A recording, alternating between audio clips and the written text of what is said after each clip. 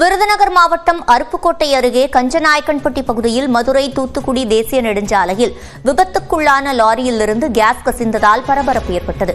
கூடுதல் தகவல்களை நமது செய்தியாளர் கணேஷ்குமாரிடம் கேட்கலாம். கணேஷ்குமார், நிலவரம். சிவரஞ்சனி, தஞ்சாவூரிலிருந்து டேங்கர் லாரி ஒன்று 16 டன் எடையுள்ள மெடிக்கல் கேஸ் ஏற்றிக்கொண்டு விருதுநகர் மாவட்டம் அருப்புக்கோட்டை வழியாக தூத்துக்குடி நோக்கி சென்று கொண்டிருந்தது. அப்போது ஓட்டுநர் அந்த லாரியை இயக்கியிருந்த ஓட்டுநர் தூங்குவதற்காக அதிகாலை நேரம் என்பதால் அருப்புக்கோட்டை அருகே கஞ்சநாயக்கம்பட்டி பகுதியில் சாலை ஓரமாக நிறுத்தி வைத்திருந்தார் அந்த டேங்கர் லாரியை.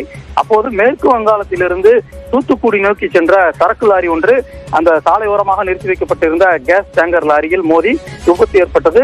இந்த விபத்தில் அந்த பின்பக்கமாக இருந்த கேஸை திறந்துவிடக்கூடிய அந்த வால்வில் லாரி மோதியதில் திடீரென அந்த டேங்கர் லாரியில் இருந்த கேஸ் முழுவதுமாக வெளியாகி அங்கு ஒரு பரபரப்பான சூழல் நிலவியது.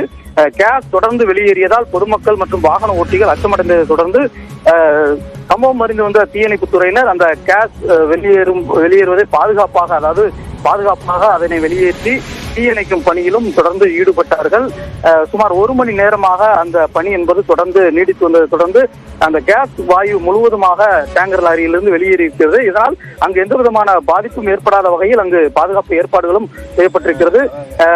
இந்த விபத்தில் யாருக்கும் காயமில்லை என்றாலும் தொடர்ந்து அந்த கேஸ் வெளியேறியதன் காரணமாக அங்கு ஒரு பரபரப்பான சூழல் நிலவியது.